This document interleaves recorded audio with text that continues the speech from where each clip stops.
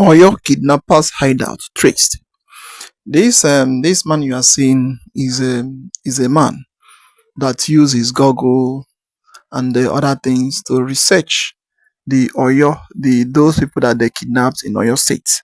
Now he has now traced them where they are hiding, and then other things about them. In fact, don't skip any part of the video. Try to watch to the end so that you understand what that is going on in Nigeria. But at the end, the Nigerian security men, they are still claiming, saying that they are going to deploy security men to the forest. For how many days now? We have not seen any tangible results, and we have not seen anything that we can hold hand. But this man, he just sits in his house, in his parlor anyhow, and trace them and track them. But the people that say that they are security men, that they are guiding life and property, they are into everything. So them, according to them, they have never even traced them. They have never even see how they carried those children and they went into the forest, and they are still doing their issue of forensic checking. In fact, just watch it for you to see by yourself and for you to understand what is really happening in this country, so that you will understand if we have a security or if we don't have security men. As about to watch, like, subscribe, and make sure you eat. Let others see what is going on in Nigeria. So while all of us are in our house, enjoying our freedom and enjoying the peace of our homes, 39 kids and 7 adults were abducted in Oyo State. And it's been how many days now? And the police and the Nigerian military don't have any concrete updates on this. And let me tell you, after reviewing the landmark, after reviewing the area footage and some, views from Google World Map, I feel like this is total disgrace on the Nigerian military as well as the Oyo State Police Command, because this should have been wrapped up in a day or two. And I'll explain why. So I want you to come along with me. I've watched a couple of videos, I've researched the map, I've researched the recent pictures of that landscape to see what it looks like. And based on the videos released by the kidnappers, we should be able to make sense of it. So come with me. So looking at the landscape here, they abducted or kidnapped children from the community high school in Ahoro Esinele, which is here.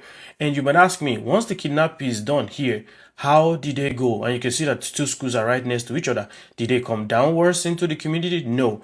Based on today's video, they headed up north from the school. So, àwọn tani lọ gbé wọn lọ, àwọn kí ló ṣẹlẹ̀?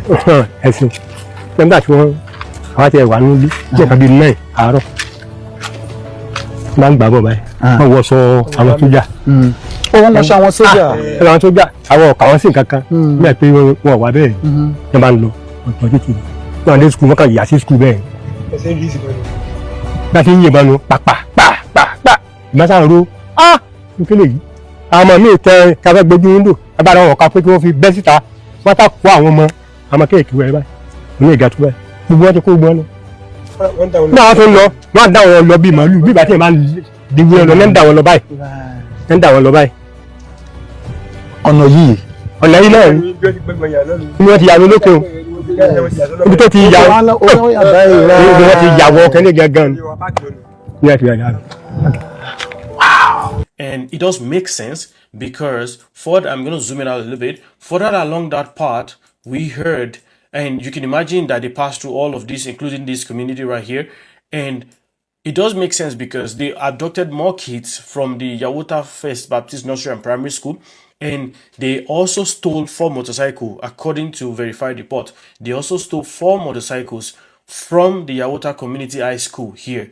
So it does make sense that the trajectory of their journey was along this line. So I'm just going to bring this down a little bit and swerve this a little bit around. So literally, they stole the motorcycles here. So where could they have headed? They could have decided to go into the bush on both sides of the road. But I tell you that that's not possible. So if they stole 4 motorcycles, I can assure you they didn't steal them to put them in a car. They stole them to be able to move with it. So it means that based on a ratio of 1 to 9, so 1 kidnapper to 9 people, which is 45 people, based on the fact that they killed one of them, 1 kidnapper to 9 people, right? They have 4 motorcycles. And remember, 36 kids within the age of 2 to 13, I believe. Can you imagine what is the speed that the kids will move with? How fast can these kids move? Like, how fast can they move them? But one thing that is very important is when kidnappers kidnap that amount of people, one thing is for sure, they are heading towards a source of food and water because they need these people to be alive. And I can tell you that this source was predetermined, so they must have kept food and water and a mass means of transportation somewhere. So, as a police command, as the Nigerian military, when something like this happens, any sensible military or police, all you have to do immediately is set up a gridlock of major highways. So that way, if they have a big bus waiting to move these kids out, you are able to intercept them and get the kids. So now they've been parabolating and making, I would say, nonsense statements. We're going to use drone. One thing again that I want to bring into the spotlight is most of the kidnappers video, if you watch them, you can see the amount of sunlight that comes to the people that are being interviewed. So the ladies that are interviewing who are begging the government to help them, you can see the amount of sunlight that gets to them. What it means that that particular forest is not a very thick forest. It's not the kind of forest that you can move 50 people and nobody would notice. Number one, they're going to stop in many places, and when they stop, they're going to try to feed them, and when they try to feed them, there will be leftover stuff. So maybe food, water, nylon bags, bottles, and everything. So I feel that this is a huge disgrace to the Nigerian military and to the Oyo State Police Command because there's too many people, and the fact that there are kids, which slows them down, which also means that they cannot really move in extremely bad terrain. They would have to use the roads because of the kids, because the kids can't climb trees and go on slopes. And again, I've reviewed pictures of all of these forests. It's not even a very thick forest. Easily, you people should have just, created blocks on major roads to ensure that if they had a mass transportation, they are not able to move across that place. But again, this is just my own analysis based on what I know, based on maps, based on various videos that I've watched. But away from all this, I think that having spent weeks and we are still here talking about it, and Seyi Makinde is blaming federal government is saying we're deploying night guards, is huge disgrace. Any counterintelligence person with good surveillance and just give me a drone of $1,500 and give me guns, or we will find where they are. Maybe we might not be able to capture them, but we will find where they are. So it just shows the level of security in the country, and it's concerning. It's really concerning. So again, I'm not a military person. I'm not employed by the Nigerian army. This is a personal opinion of what happened. And I can say, like I said, these people, the trajectory of their travel is so easy to get because of, the number of kids and the terrain. But what do I know? I just hope that these kids come home alive because nobody deserves this. Really, nobody deserves this. At the end of the day, these kids are going to grow up to be what? So it's what it is. But I hope the Nigerian police force just, it's really sad. There's a video from the Nigerian army as regards their efforts to rescue the kidnapped children in Oyo State, right? Here's the video. Chief of Defense Staff has directed a comprehensive security reinforcement across the general area, utilizing advanced aerial surveillance assets and mobilizing specialized ground forces in close coordination with other state authorities. Proactive operational steps are already yielding valuable intelligence, and troops will maintain a relentless posture until the perpetrators are brought to account and the region's security is completely restored. So first, here's the thing. I don't know what happened that it's taking them almost 15 or 16 days to intensify efforts and deploy aerial assets to the area. For me, it just shows that there was no urgency in the approach of the government towards this kidnapping. They thought it was going to be like just other ones. There was no urgency. Probably they didn't expect the outrage that they are getting, first. Secondly, a lot of times, because of statements from the Nigerian army, statements like terrorists are like the prodigal sons, that should be forgiven. Statements like that has already put an image in the mind of a lot of us Nigerians when it comes to the Nigerian army and fighting terrorism, because we feel like they treat this issue with levity. So I'm just finding it funny that it is not that you're saying you're going to deploy assets that could have been deployed the very next day or 2 days after, But no, the kidnappers have been given days, almost 2 weeks, to go into the bush and then arrange themselves properly. It's just crazy, man. It's crazy. Now, in fact, a guy just sits in his house and they track everything, and the Nigerian security men, they are still there moving around claiming that they are still searching for those children. They don't know where they are. It just the fact that is Nigerian for you. Anything can happen and then nothing will be done when something happens. Just watch this video concerning the issue going on in Nigeria. There's a man called Issa Pantami, the former minister of communication and infrastructure, whatever it is, and digital economy under the administration of Buhari. And I said such a man is already being groomed to become a governor of Gombe State. Follow me. And I said such a man can never or should never be allowed to become a governor of a state. And I said I'm going to, people say why? This one I'm going to tell you why. And many do not understand, but I'm going to tell you why a man such as Pantami should not be allowed to lead a state like Gombe. Gombe State consists of about 30 to 35% Christians. And such a man must not be allowed in any way to become a governor of such a state. Why? There was a meeting that was held on the 13th of July 2010 by an association, an organization called JNI. JNI stands for Jama'atul Nasrul Islam. The 4 chapters of Kaduna, Plateau, Bauchi, and which other state? And Niger State. They held a meeting in Bauchi State. The JNI, so they have, each state have their own chapters. So the state chapters have a collective meeting in Bauchi State on the 13th of July 2010. And this meeting was headed and chairmaned by Issa Pantami. And what is the cause of this meeting?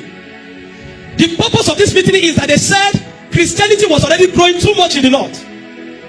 That Christianity was already growing too much and that it is already bringing attack on Islam. That was the purpose of the meeting. Are you following me? The meeting was held at the Bauchi Central Mosque. This information I'm giving is available to those that want to see. I've had this information with me for the past few years, but I've not spoken about it. But election is coming now. And such a man, you see, one thing we have done in Nigeria is that we have allowed men that have evil intention to rest in the position of power. And when they get there, they exercise their power and dominion. Just like we saw a man called El Rufai. When he became a governor, go and ask them in Kaduna what he showed the Christian communities in Kaduna. Go and ask them what he did to them. He showed them Sheikh Ebanza in Kaduna. And now a man like Issa Pantami is already vouching for part of a governor also. And they said this is a worrisome thing. That because in the south east and the southwest of Nigeria, that it is predominantly Christians. And the Muslims have been subjugated in the south. And so here also in the north, that Christians are already getting too much ground. And so they needed to address the growth of Christianity in the north. That is the aim of this meeting. Number one, to address the growth and the spread of Christianity in the north. That they feel that Christians are growing too much. The momentum of Christianity is growing too much in the north. And so they felt we need to caution it, we need to shut it down. Because Christians are growing too much. They're already getting too much momentum. That was their first aim. Their second aim and objective is to report anybody that has been mistreated, that is a Muslim, against the religion of Allah. When they say the religion of Allah, you know what I mean? Islam.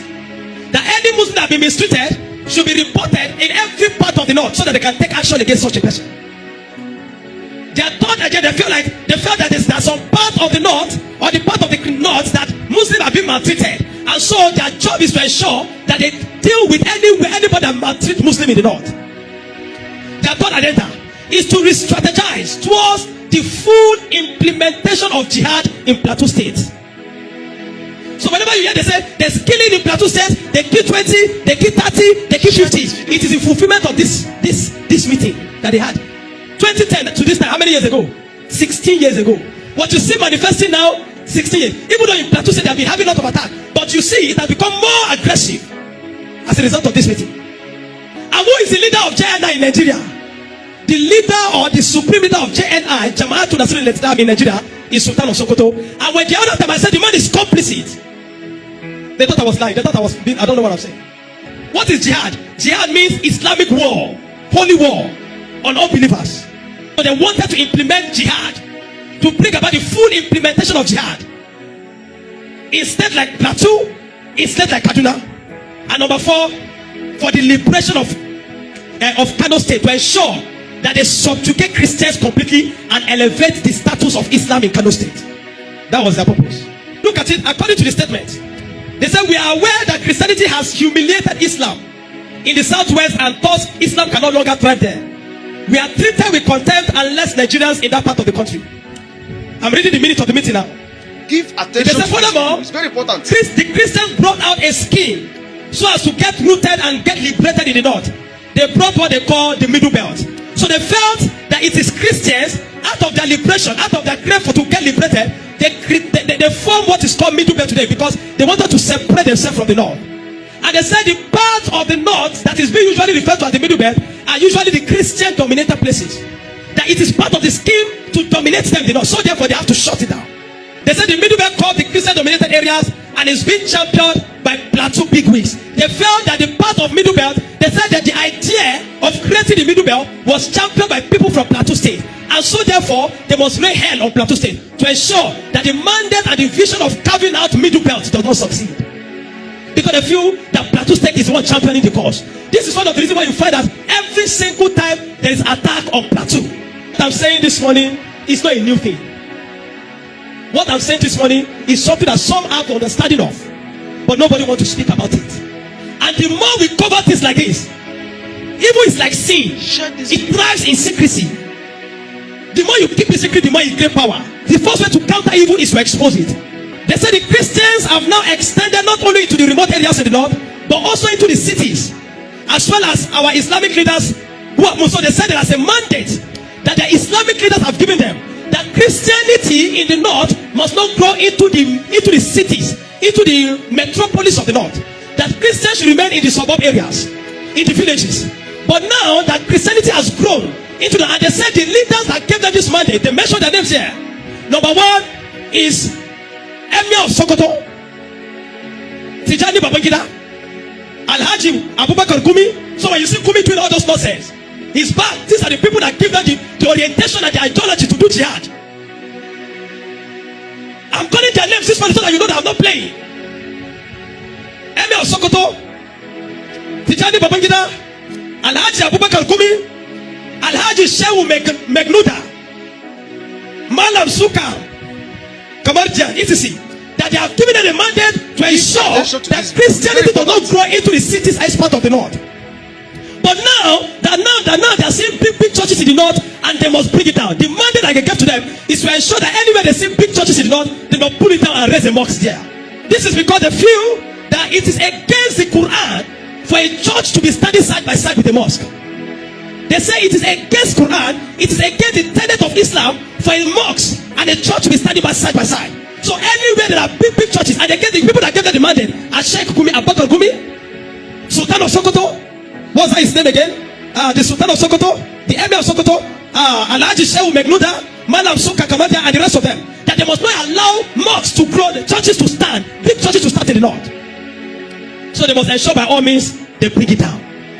I'm not going to say all today. What I'm giving today is just one side, because the meeting is long. We still have to preach today. But I need to expose this, so that such a man must not have the power. How does such a man see that? Do you know that his position that he held under Buhari was a compensation for his atrocity or for his part the part he has played in the fulfillment of the jihad in Nigeria? So they compensated with an appointment, not because of competency. When he held the position of Minister of Communication and Digital Economy, it was Buhari compensating him for his role in jihadism in Nigeria. One thing you cannot take away from Islam is that they are strategic. They are good planners, they are very intentional, and they are strategic. And now that they are pushing to become a governor, there's a plan. Christian and all this while, Christians are just moving on. We don't even understand that every day they keep killing. If they don't kill today in Nasarawa, it is in Kaduna. Every part of the northern Nigeria where there are Christians, they keep annihilating Christians. And the Christianity do not do anything, they're just moving on. But you see the plan. I'm telling you, look at it. Are you seeing plans, strategies? As far back as 2010. There are some that they started for as far back of 40 years ago. And they said to checkmate the growth of Christianity in the north, all Islamic clergies must pay visit to the state governors of the northern state and the traditional rulers. So for them to be able to checkmate the growth of Christianity in the north, they have to pay visit. That all the Islamic cleric must pay visit to the governors of the northern state and the traditional rulers in the northern state. What do they do? Number one, that they must develop a policy to see that all churches built in their respective state capitals are demolished to allow a mosque in the state capital, in the city capital. And our pastors are busy building 2,000 capacity, 30,000 capacity, 150,000 capacity auditorium. These guys are strategizing on how to ensure that they capture the church, how to ensure they cripple the church. This is as far back as 2010. I'm not speaking English. The security operator of the Nigerian, they have information to this thing I'm saying. DSS know of this. NIA know of this. National Intelligence Agency, they know of this thing I'm saying. But nobody will act. Are you following me? I pity Christians in Nigeria. I'm telling you. You have no idea what they have planned for you. That was their plan. By so doing, providing the Christians specific areas. So they will have to take some specific areas and give to Christians. Recently, somebody sent me a message. And he sent me, was it in Kano State? I can't remember now. And he sent me that there was a land that the church bought to build. And the government of the state collected the land. They confiscated the land. This is part of the strategy. To ensure they don't build big churches in the north. And so wherever there are big churches, the governors of the state must ensure by all means, using his veto power as the governor, to confiscate it, pull it down, and allow Islam and allow mosques to grow there. They said they will not give, the government will not give some areas to Christians to build their churches, and it will be in the remote areas. And they said they will call the place Church Street. Is there? Number two, what was the second aim? For them to do what the second thing they intend to do? They said Christian preaching in the streets. That Christian preaching in the streets in their respective state. That the government or the governor of each of those other states must ensure that Christians preaching on the streets must be stopped and abolished. Any Christian found preaching on the street must be what? Must be persecuted. This was the reason why they killed Evangelist Eunice in 2016 on the street of Abuja when she was preaching. She was on a morning cry in the morning, preaching in the morning, and they killed that woman on the street. Until today, nobody did anything about it. Because they know that it is Christians that do that. It is Christians that have the mandate of going into all the world and do what? And preach the gospel. So that Christians must ensure, that the state governors must ensure that preaching of the gospel on the street must be abolished. It's very important. And anybody that is found must be persecuted. This was why they have the temerity and the audacity to kill Evangelist Eunice when she was preaching on the street in 2016. Till today, nobody did anything about it. Not one person was arrested.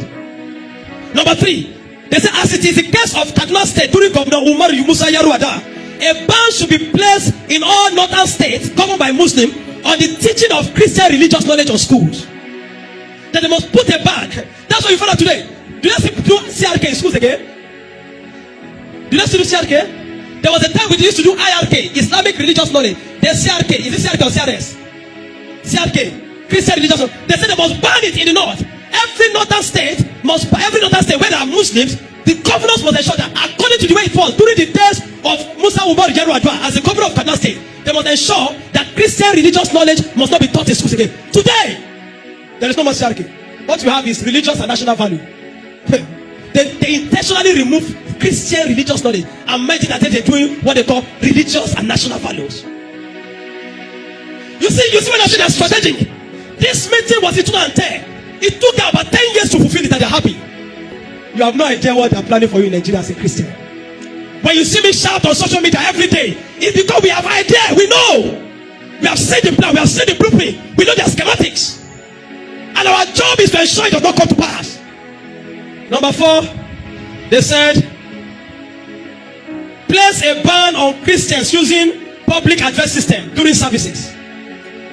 These demands will be adhered to and adopted by the Muslim governors for the interest of peace. That they should have that. We have more control of the masses. And it wants that any attempt by the Christians to query or revolt against the decision shall mean fighting against the religion of Allah, which the followers of Allah shall not watch, but we shall violently wipe away the Christians in this state.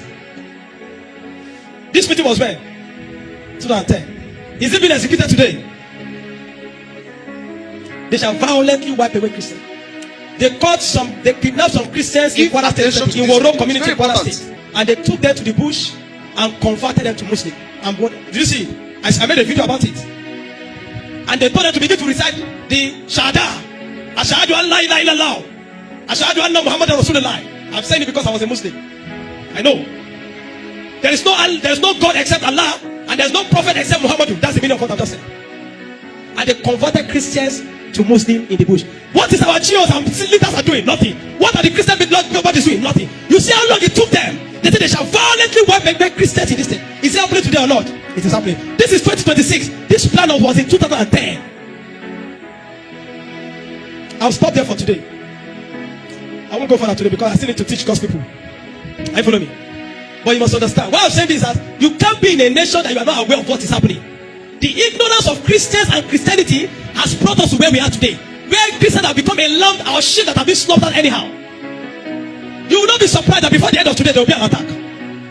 Just by the time you finish from the just go you will say before the end of today. And this is, they are all working according to it. That's why a man like Sheikh Kumi should have been locked away. I've said it over and over. The US must ensure that they lock the man away. Ban him. Sultan of Sokoto must not be allowed to travel out of Nigeria. Ban him. These are jihadists. They are terrorists. A man like Pantami, because you see them in the north, let me tell you, the way it is in the north, they don't care about infrastructure. All they care about is Islam. So even if they know that you are killed, that's why you see that there is poverty in the north. Oh, am I talking to people this morning? There is poverty in the north. They don't care about them. All they know is that, is this person furthering the cause of Islam? If it is furthering, no problem, they'll keep supporting him. They have been brainwashed. How do you want to live in a nation with such a people? There is no Nigeria. Are you following me? Watch and what? We have not been watching. This is a plan that was orchestrated in 2016, in 2010. They waited, they took time. Have you ever asked yourself, where did the Fulani man, a common Fulani man, get the money to buy AK-47? With ammunition, where did he get the money? One AK-47 cost about $1,020-something. Where did he get it from? I'm going to tell you next week. Where they get their weapon from, how they collab with the military men, with some jihadists, top jihadists in the military, how they get their weapon. I'll reveal it when the Lord, it could be next week, it could be when the Lord will permit me. This is what the Lord permit me to do today. I'm done. We will not be silent. That's one of the reasons why Claire will bring down every activity of Islamization in Nigeria. Rise up your feet, wherever you are. Say, Father, in the name of Jesus, every activity of jihadists, of Islamization on Christians in Nigeria, this morning, we frustrate it. Talk to God in 1 minute. We are facing a non-performing public officer who wants to pretend that he's performing and want all of us to get along performing with him. And he wants to write a Shakespearean tragedy where we will be given roles to play. So I'm supposed to be a fake opponent, for example. So, pretending to be contesting against him without contesting. Then he will like me. I'll give you a lot of money. He already got someone to be impersonating as INEC chairman, who is not the INEC chairman. So, before you think of charging Amukutan to call for rigging election, you first have to charge him to call for pretending to be INEC chairman when he's not. So, if you want to be happy and there's no problem, we all have to pretend along with him that we are doing transition or election, which is just a prolonged, expensive coronation of one person. So, if we don't want to do that, because I will not do that, I'm not very good in drama. So, if we won't do that, then we should prepare to fight.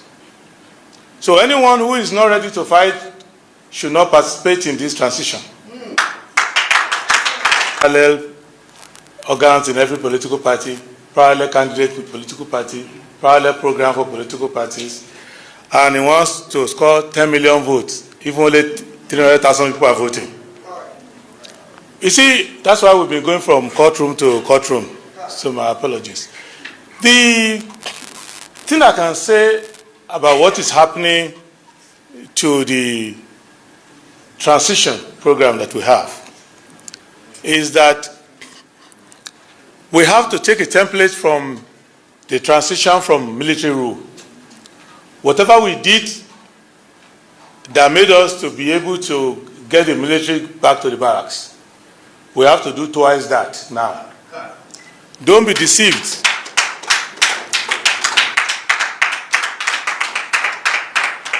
Don't be deceived that President Tinubu has different tailors that make his dresses from the one that made the uniforms of the soldiers. But his ideas are in the barracks. Let me summarize what we are facing. It's not complicated.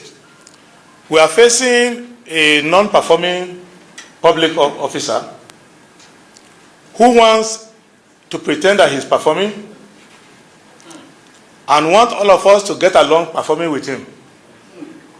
And he wants to write a Shakespearean tragedy where we will be given roles to play. So I'm supposed to be a fake opponent, for example. So pretending to be contesting against him without contesting. Then he will like me. I'll give a lot of money. He already got someone to be impersonating as INEC chairman, who is not the INEC chairman. So before you think of charging Amukutan to call for rigging election, you first have to charge him to call for pretending to be INEC chairman when he's not.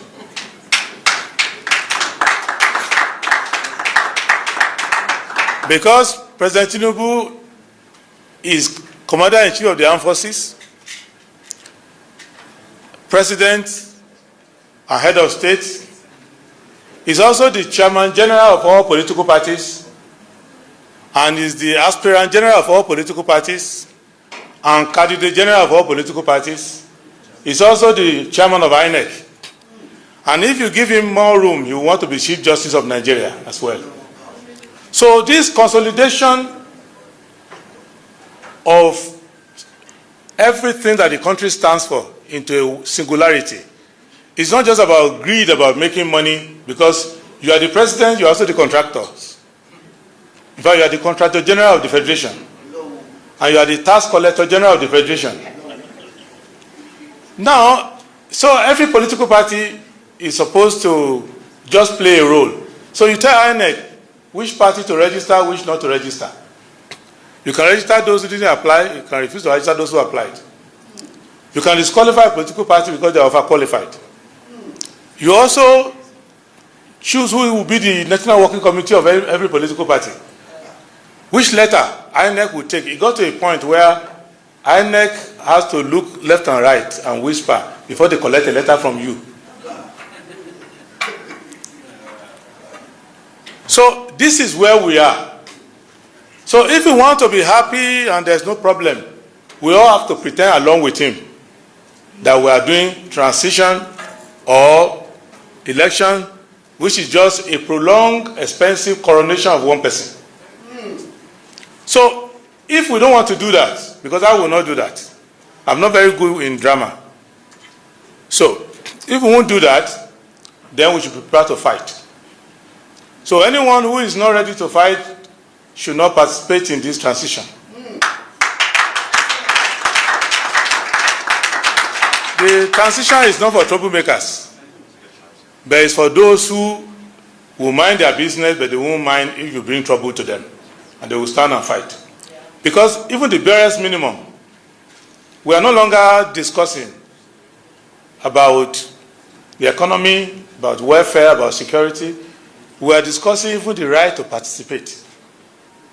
When I joined politics, I did not join politics for other things than just to fulfill Chapter 2 of the Constitution. Because I see public officers taking oath of office all the time, saying they will abide by Chapter 2 and they violate it right from the Eagle Square. And I thought maybe I should go here and remind Nigerians that we signed this social contract, we should be able to enforce it. However, it has become now a fight even for the soul of Nigeria to start with, because we are kind of snow walking or slow walking or sleepwalking into a scenario in which we are a cross between Cameroon and Uganda with a taste of Zimbabwe. And we laugh at those people when it happens to them that there are no people there. But the one they are programming for us, they've tested it in Lagos, the most cosmopolitan and the most competitive political theater in Nigeria, if you know the history of Nigerian politics. So they mastered that, and they want to now have it writ large across the country.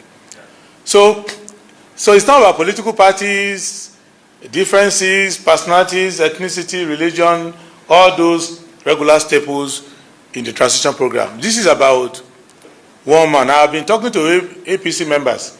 Now I'm a very popular person in APC because I told them a few months ago when they were happy that governors were coming to their state, everybody coming to their state, people passed through EFCC straight to their place.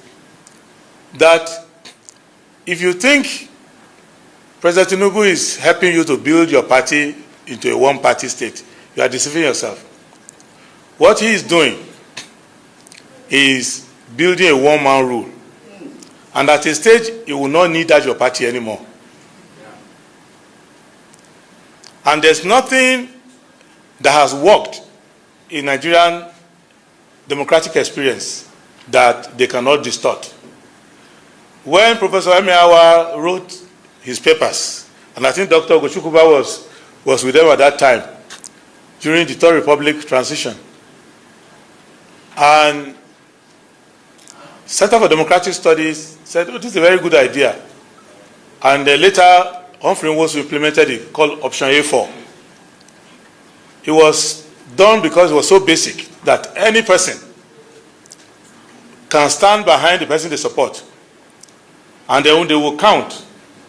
And then you can emerge as the winner of the election right in the queue there. But did anybody believe that President Tinubu can turn Option A4 into Option A fraud,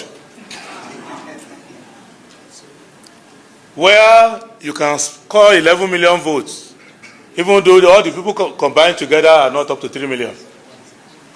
And somebody can be counting on the queue, 1, 2, 3, 4, and jump to 99. And so many other elliptical arithmetics. So what I'm bringing out of this is that everybody who is involved in this transition program has to examine the foundation.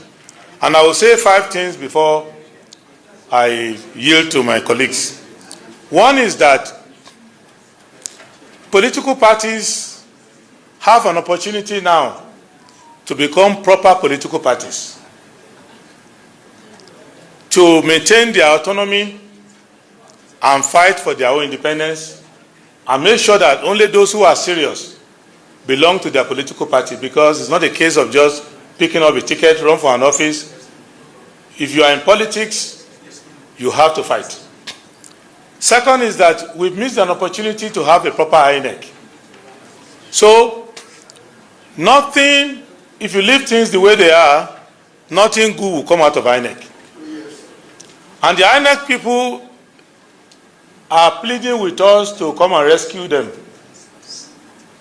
So, if you are thinking of cursing people out in INEC or fighting them, no.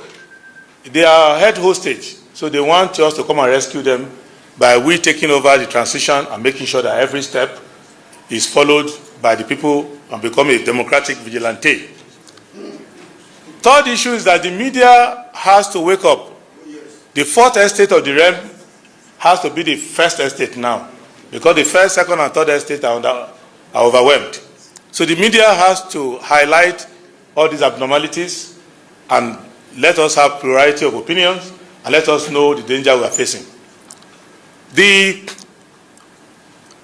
fourth component is that young people who are now being persuaded to become voters, that's not enough. They should become activists and make sure that we come out being close to 70% of the population, that all these abominations should not be done in our name. Fifth is that we must have ideology. And the first ideology is freedom. No matter what you believe, if you ask Dr. Ezegosili and I to discuss economics, you won't go 5 minutes before we start having disagreements. So that is allowed.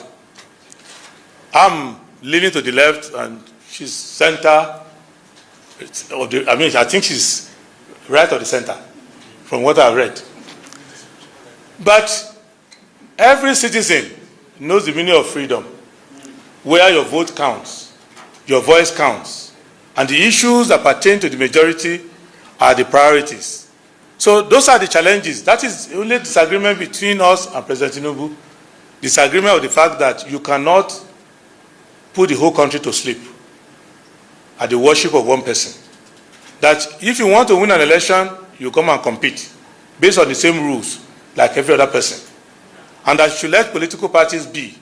And your power to control organs and institutions of government are powers you exercise on behalf of everybody. And you should not use them for your own personal aggrandizement. So this is the issue. And at the end of the day, I will ask MCE to monitor every organ involved in this transition.